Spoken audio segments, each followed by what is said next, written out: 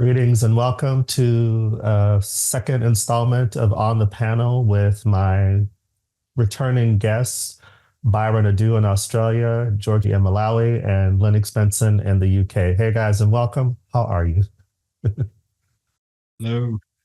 Hi, Eric. Hi, everyone. Feeling pretty good Hey, about this. just to let the audience know before I hit record, we were just kind of catching up on each other's lives with, initially talking about Lennox and him getting accepted in the master's program. So congratulations. Yes. Thank you. So what university is it? So it's UCL, University College London. The location's pretty central. It's just around the corner from my workplace, so it's quite convenient. What are you studying? It's a course called Museum Studies, linked to my undergrad degree, which was in arts management. And it also ties in quite nicely with my day job at the British Museum. Well, congratulations. And we have Byron coming from Melbourne in Australia. And although you look very summery, I know it's winter there. I'm doing that kind of reverse psychology thing, it's cold here, so I pretend it's tropical and warm through this shirt. Hey, George, and welcome. How are you? You're in Malawi. Are you also in winter? Yes, it's pretty cold here as well. Okay. And having some showers outside, but yeah, it's cool. And you're also Sure. doing reverse psychology wearing your short sleeve shirt. We are used now. It's been a while, so it's cool. Yeah. I guess I should Mm. say I'm probably doing the same because I'm back in Cape Town and it's also winter here. It's kind of funny how, Yeah. I'm probably in the most warmest location at the moment, and I'm the most covered up at the moment. I did notice the hat. Well, I want to thank you guys Mhm. for returning. I'm super excited to be continuing our conversation. And just to be a bit more transparent, I was really nervous at first recording because that was new for me. Yeah, I just want us to get together and just talk about like June being Pride Month for a lot of places throughout the world. And maybe if we could just talk about what Pride means to us individually and then collectively wherever we're from in the world. I know in the last, it seems like 5 years, maybe 10 years, that everybody's on board publicly with Pride and we see flags everywhere and many more companies are starting to jump on board with that. But what does Pride mean to you? Lennox, you can go first. Okay, sure. So, what pride means to me? Pride to me at the moment is something which I'm still growing into, becoming more comfortable with. Growing up in my formative years, accepting my identity as a Black queer male was it was a bit of a journey. It was a bit of a struggle at times, actually, partly due to things I heard from my family and my friends at the time about one side of the community and about how it can be seen as somewhat toxic and detrimental to someone who has grown up with Christian values in the household. But as I started to, mature and come of age, I started to see another side of the community through people such as Gillian McCauley, who ran inclusive church services. So that helped me have a more balanced view of the community. Through him, I met other, fabulous Black queer men who were able to further help me have a more well-rounded view of what the community can be like. I would say Pride for me at the moment it's something which I'm still easing into, especially as I mentioned before, how my orientation, my identity within the queer community is somewhat shifting. It's becoming a bit more fluid. My main attraction is still primarily towards other males, but I'm starting to develop a bit of a physical and romantic attraction towards females as well, and people of various gender identities. When you mentioned toxic, I mean, this is just me adding my perception of that. One of the main critiques or assumptions about specifically queer men was that we were very hedonistic and this is not shaming that lifestyle or anything like that, or if that's something that one does, but I was afraid that, if I tell people I'm gay, they're automatically going to assume I'm dressing up in leather and going to go somewhere and have this lifestyle that is different than what we're raised to believe we're supposed to live. So, yeah. Was that a concern for you or for anyone? In my formative years, it was very much what you mentioned before, like the whole kind of, sex, drugs, rock and roll lifestyle. I think when I say toxic, it's pretty much what you mentioned before, the hedonistic side. What about you, Byron? What does pride mean to you? It's an interesting one because this whole concept of a Pride Month in this month of June is relatively new to Australia, I'd say. We kind of, our Mardi Gras and our kind of celebration is at the start of the year, in our summer. And I've seen maybe the last 4 or 5 years that we've started to kind of celebrate Pride Month here as well with various events and activities and things like that. I think it's shifted for me over the years as well because I'm old enough to live in a time when there was still a lot of stigma around being gay here in Australia. But I think when I was younger, Pride, when we celebrated it, was a time for me to feel connected to community, and we kind of had a shared struggle in a way because in that point, there wasn't recognition of partners if they wanted to visit a partner in a hospital or around like superannuation and kind of equality and equal rights, recognizing de facto relationships, that kind of thing. So yeah, it was a time for us to kind of come together and celebrate our kind of shared struggle against mainstream society. And I think as things have changed and like we have thankfully been kind of accepted within society, there's those kind of like individual challenges that come out now. So rather than just we're all gay or queer, it's like, okay, a gay person of color, or you might be trans or non-binary, and there's individual struggles that can kind of go on sometimes. So I feel less connected to pride as a concept now than I did 10, 15, 20 years ago. But having said that, I say that from a position of privilege because I live in a country, and I'm very grateful for that, where my rights and freedoms are the same as everybody else. I don't fear for my life. I don't fear about being fired for appearing on this, for example, which isn't the case for people in other countries. So I think pride is a very important concept and a very important thing, I think, for people to have a sense of community and bonding in different ways. And I see it in that way. It's just that I don't feel part of that now in the same way that I did when I was younger. Quite a few people, including myself, feel the same way. Like what I thought of it then or what I hoped it was. I hope I'm not pessimistic, but I'm maybe questioning things a bit more today. And George, you're in Malawi. When is Pride season there? It is June as well. So this is it. When it comes to Pride, for me, it is more of a month where we actually celebrate our true self, the diverse identities that we have in the queer community in Malawi, as well as globally. And it's also a time that we look at the progress, for example, that we have made thus far. We also try to celebrate, for those maybe that sacrificed themselves before.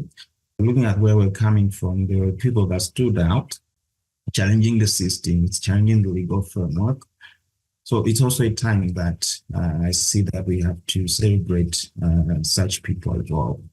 And also, we are talking about connection, connecting with the community, where we also celebrate our existence, right? It's something that we have to be proud of.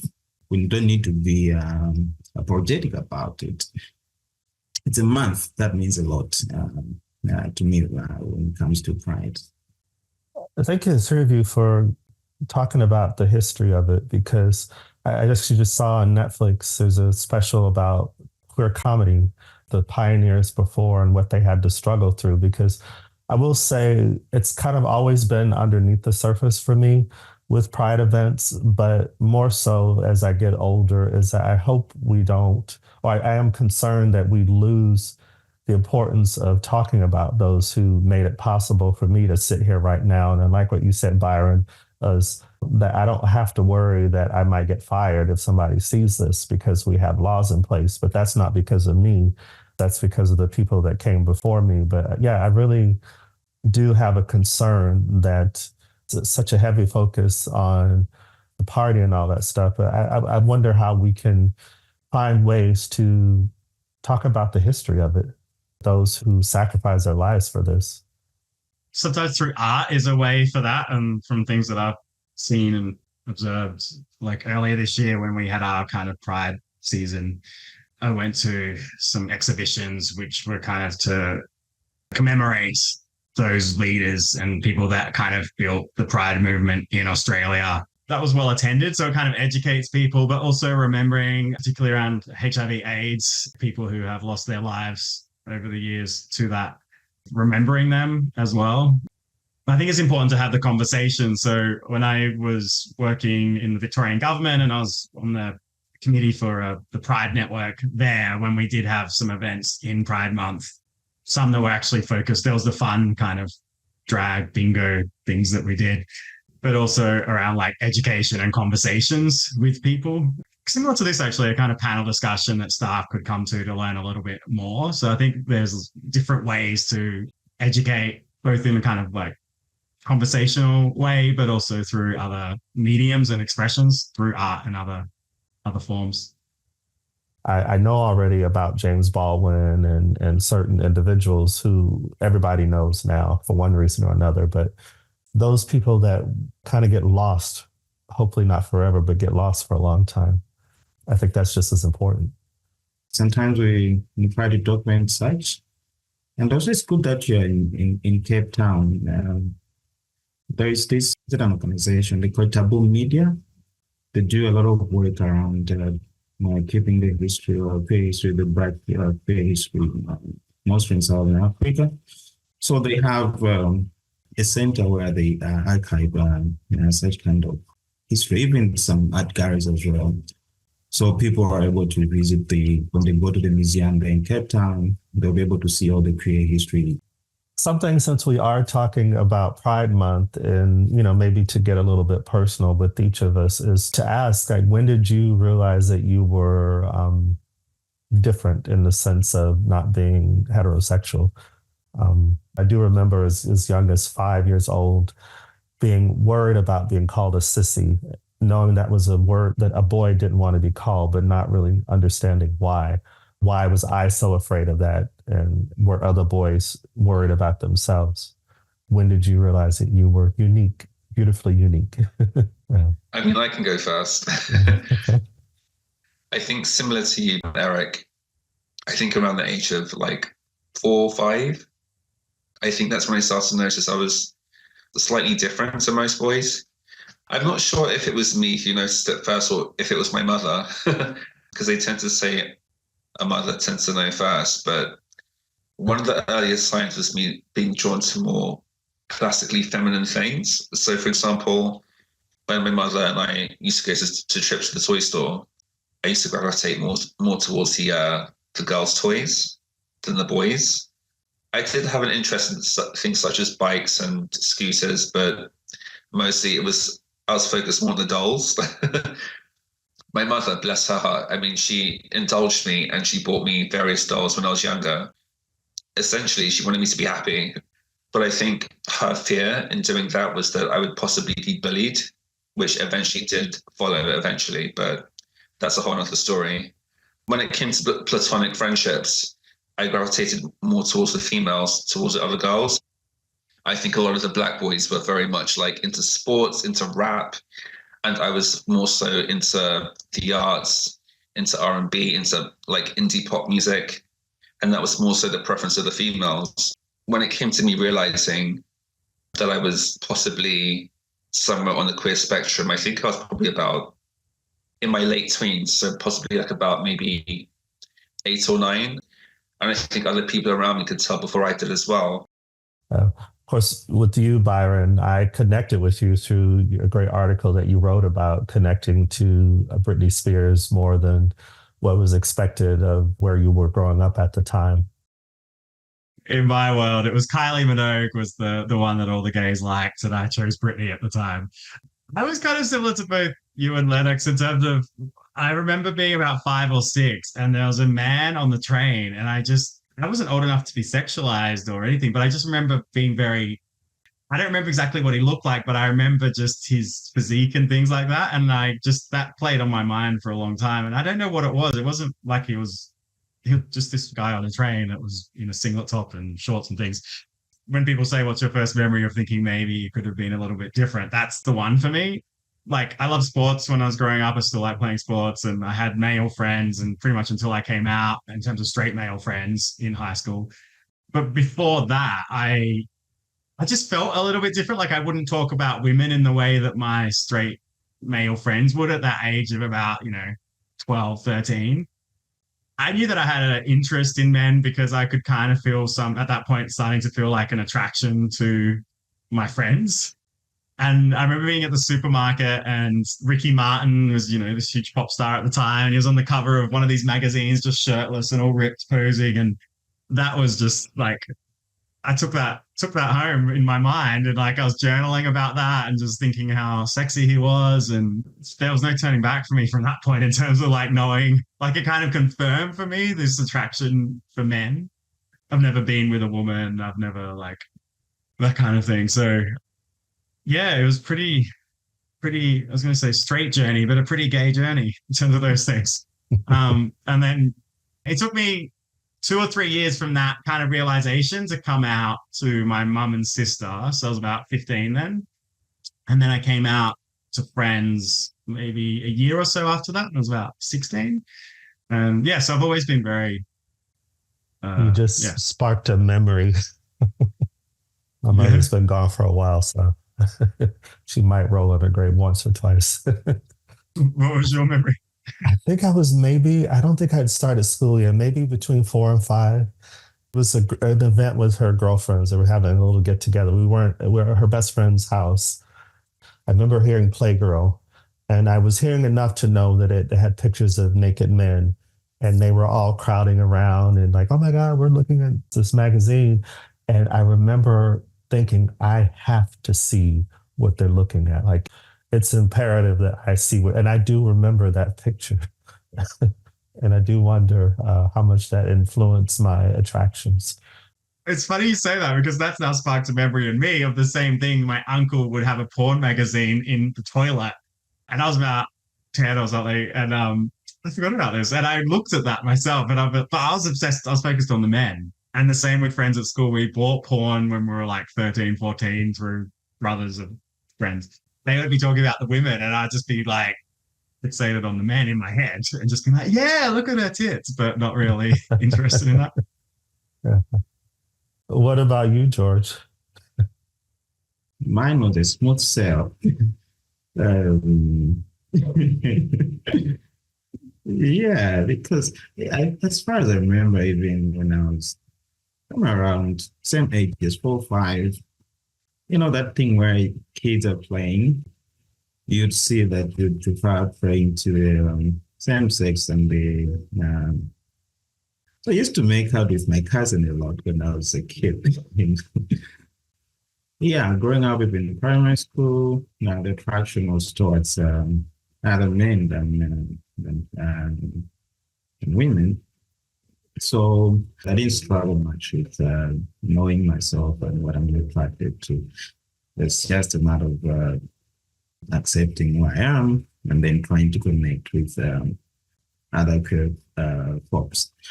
Mostly in terms of connecting with people, it took time, knowing that most people were not visible, they don't want to come out. But it took maybe up to college days, right? My final years when I was finishing the undergrad. That's when I actually could connect with other queer folks. But otherwise, for me, it was that smooth sail. Yeah. As far as you accepting that you are gay, that was pretty smooth. Yeah. Okay. Sure. I asked this question. If it's TMI, that's fine. But you brought up something, Byron. I don't know if you guys have the expression where you're at gold star gay. Somebody who's never slept with a woman. Was there any experimenting with anyone or situations? I'll just start with myself. I did in college, actually. I was determined to figure out if I liked having sex with a woman, and I tried it again. But I do remember driving back to my apartment that I shared, that I was thinking, I hear what the guys are sharing when they talk about sex with women. I didn't feel that. And that's where, for me, I when I try to describe to people what does that mean, same gender attractions, for me, it's energy. Of course, it's the physical, but it wasn't disgusting, but it just didn't do anything for me. Did any of you have those types of experiences that helped with acceptance, self-acceptance? Yeah, so when I was very young, I had my real first sexual experience with a female. I was like in her room with her and I was playing with her dolls. And then one thing led to another and we started experimenting. And my mother's sister, my aunt, she walked in and discovered us in a compromising position, which was it was just a whole nother awkward layer on top of the whole experience. As you said before, Eric, it didn't feel disgusting in any way. It just felt different. It was my first experience, so I had nothing to compare it to. But then I think years later, when I first started to experiment with other males, I felt as if like my experience with the males was a bit more gratifying than it was with the female. As you said, Eric, the energy, it just feels more, I don't know, it feels a bit more, for me at least, it feels a bit more robust, a bit more of a rich experience when I'm having a physical experience with another male. When it's romantic though, I find it to be somewhat balanced. It feels quite organic for me to feel a romantic attraction towards another female. I'm trying to find my middle ground here. With this journey, with us progressing on our journeys as people, generally speaking, but specifically as members of the LGBT community, talking about some of these things that are me having to continue to work on sloughing off, that may be connected to still some shame around being a gay man. What stereotypes do you remember? I know we talked about the over-sexualization, or what people perceive as over-sexualization, specifically with males. But what were some of the stereotypes that you remember hearing about us growing up? If I'm gay, then I have to present a certain way. Presentation, I guess it cuts both ways, because there's the cliche about being very groomed and things as a gay man potentially, but also eccentricities and campness and all those types of things.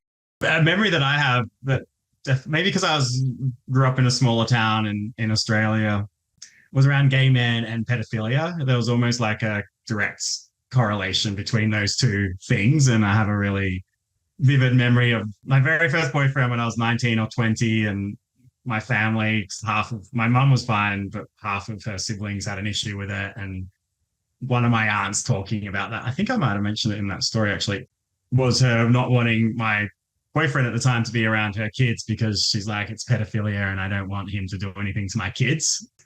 There was definitely that narrative that existed, and there were jokes about it on TV with comedians, and it was very mainstreamed here. And I don't know if it was like that in other parts of the world as well.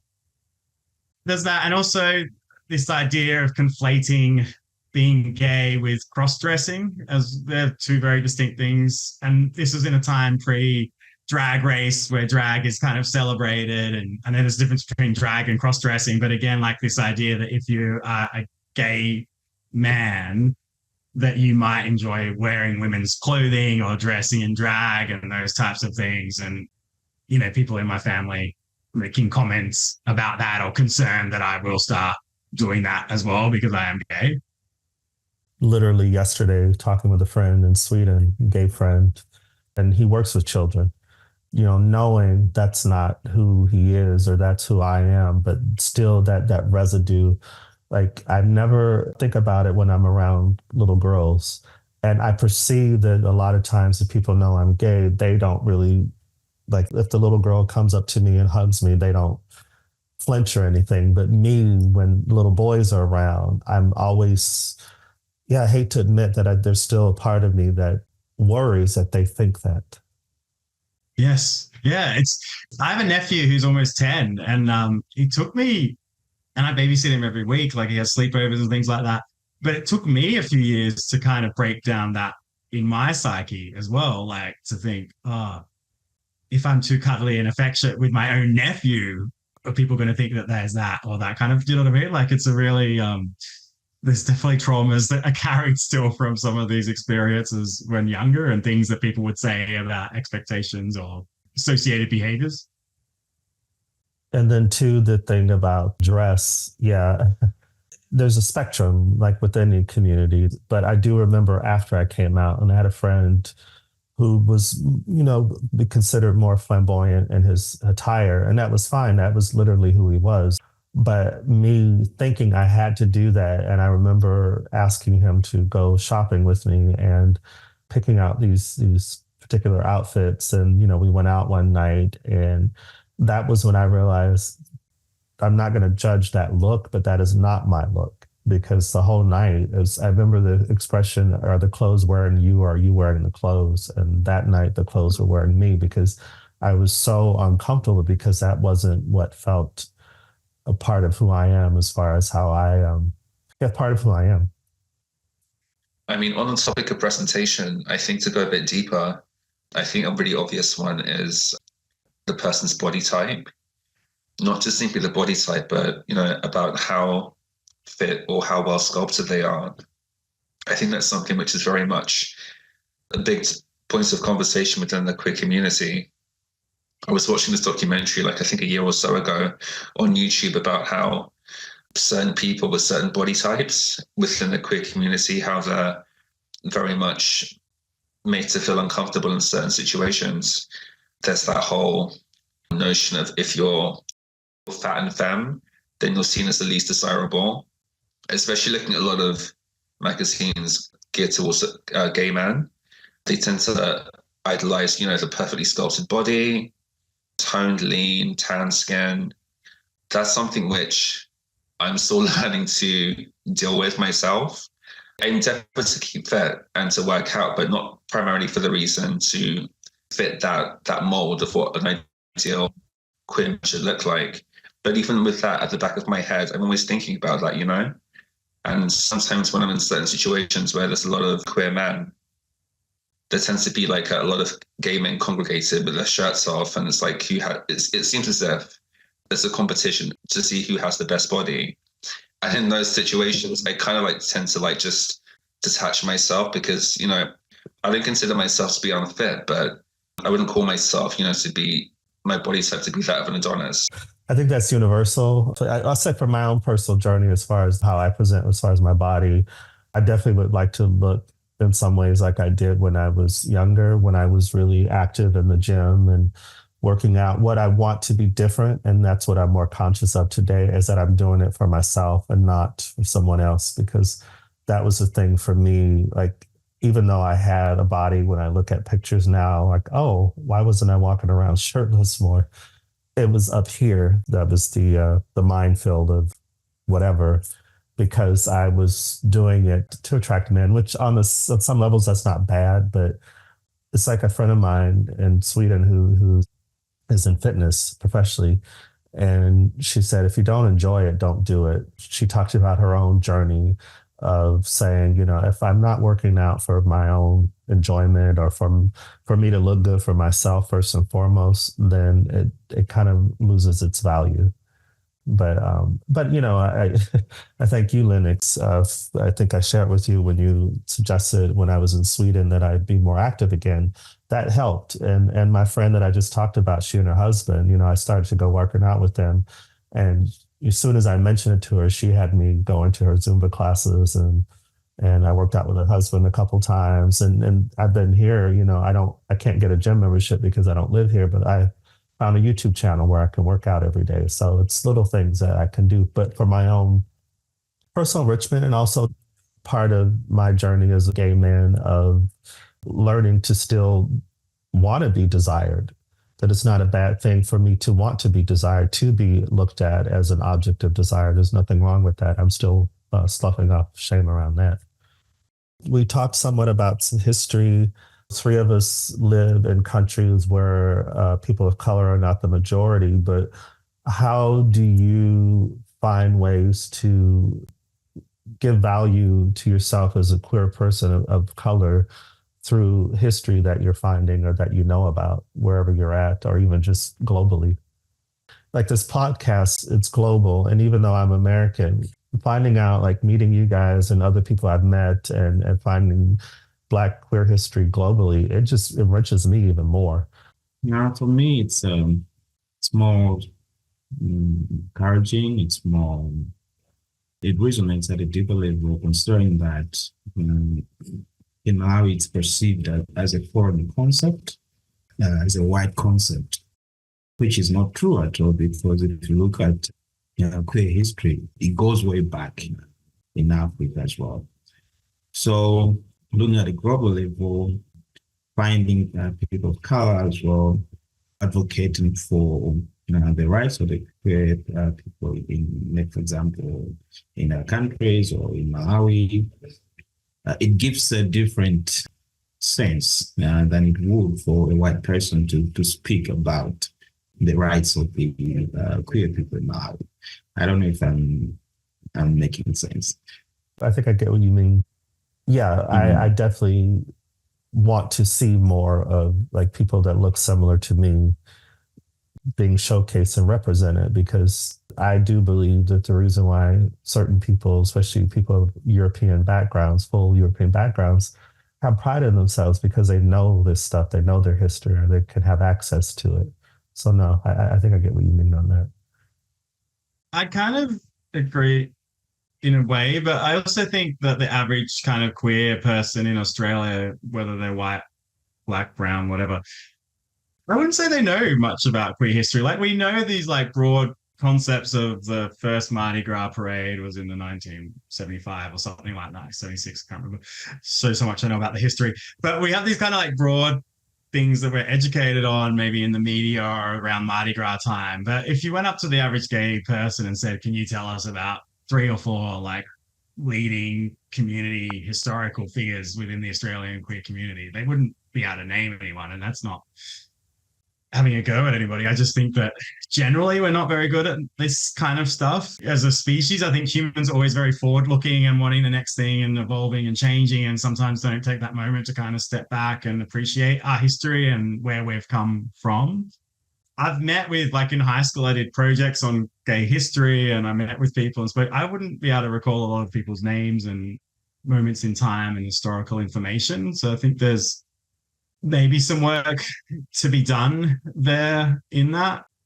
But yeah, I think it's a challenge for sure. And it's layered in a place like Australia, which is primarily white, definitely within the queer community is majority white, to understand our broad history is in the queer community. But then for people of color, like that becomes even more nuanced and even more challenging.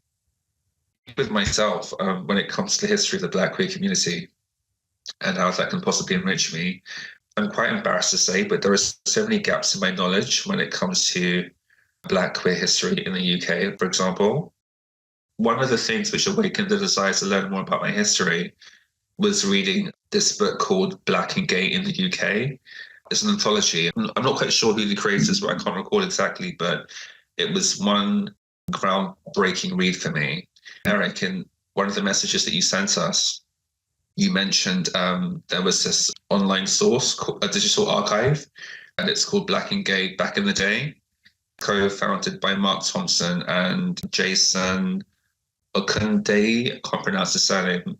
But yeah, I mean, I wasn't even aware that existed until you sent me the message, but I had a quick browse over the archive and it looks rather interesting. And I thought that would be a great tool for me to utilize in order to enrich myself in terms of Black queer history, specifically in the UK.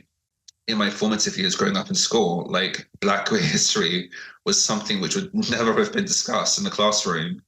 Black history in general wasn't something that was already addressed in schools in the UK. And when it was discussed, it was more so about slavery. It's something which, as an adult now, I'm having to educate myself with the help of archives and books by people in my community who have more knowledge to share.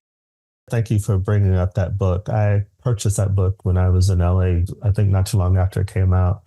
And just through the universe deciding, I didn't realize a few of the people that I've interviewed are in that book. One of them I can remember is Ade Adeneji. But yeah, just knowing history to me is just incredibly important, especially because, like you were saying, George, that even in the States, you hear a lot of, say, Black Americans say, oh, especially if they're religious, that being gay is a is a European thing. It's like, okay, how does that work? Thank you. Sit me down and tell me how that works. So yeah, thank you for that. But how do you celebrate who you are today as a queer person? For me, mostly it's about mostly engaging in activities or maybe events that feel my self-worth, especially this Pride Month, for example, is something that we don't have to miss, getting in those spaces where we connect with the queer community. It brings your true self, because they're in that safe space. Yeah, I do that a lot. Yeah, in a similar way, it's doing and finding things that feel very true to who I am, as I've kind of gone from just being a gay man to a Black gay man and other parts of my identity as well. And I find that community or the life that I want to live is not based on a time of the year or any of that kind of thing. It's something that I consciously go about building in my day-to-day life and continue to work and to build on that. I mean, last time we had this session, I did say I was going to create a group to try and connect others in Melbourne, and I did do that. So we had a catch up last month, and we've got another one next week. So that's part of that process and journey as well, in like making connections with people that perhaps are in a similar path or similar road to myself, rather than this whole like trying to fit into something that I don't actually connect with anymore, and understand more about it and feel less part of it. Yeah, I think similar to Byron, I think in terms of celebrating who I am as a Black queer male, I think when it comes to Pride, it's my relationship with that is not straightforward, but it's something which I should acknowledge. In terms of my personal way of celebrating my existence as a Black queer male, I think it's just simply being present, to be honest, leading by example, just being a walking example of what one person in the community can be like. For example, with my books, writing my inclusive children's books, which show unconventional queer characters who are defying norms, but also doing it in a way that's simplistic and straightforward so that children can understand and possibly adults can also identify with and possibly heal their childhood trauma. I think that's one way in which I celebrate being a Black queer male, is by being an example to younger generations of how not all Black queer people have to be a certain way portrayed in certain media. There are different people of different backgrounds who show different facets of the community. Yeah, and I think also by being involved in podcasts such as this panel, and your platform, Eric, is another way of showing how Black queer people can come together and celebrate the community with wholesome discussions, which can hopefully inform people, be a source of comfort. That's another way in which I celebrate being a Black queer male. Thank you all for that. And yeah, just leaving me with so many things to enrich myself. And then the memories, all these memories are starting to flood back as far as my own personal journey and those little nuggets of awareness that I didn't know that I could grab onto and say, this is part of who I am and it's okay. Thank you for that. Definitely look forward to continued conversations like this. I'll say for me, a large part, especially in the last 3 years, that I've been able to grow and evolve as a Black gay man is through this platform and meeting Black queer citizens all over the world. To me, nobody can tell me that we don't exist globally or that this is something that was fairy dust from somebody from Europe sprinkled on me. This is just who I am. And I'm learning to be okay with it through this platform. So thank you guys very much for that. Yeah, and thank you, Eric, for the opportunity. I wasn't paying much attention to the accent by Lennox.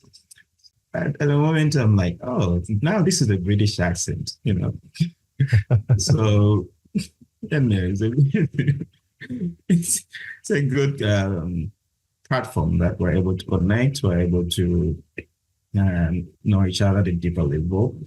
But yeah, happy Pride to everyone. Happy Pride. Yeah. And thank you, George, for that. That's one of the things too, is I love hearing 3 distinct accents that are not mine. It's just really great to hear that. So yeah. Thank you for spending time with us.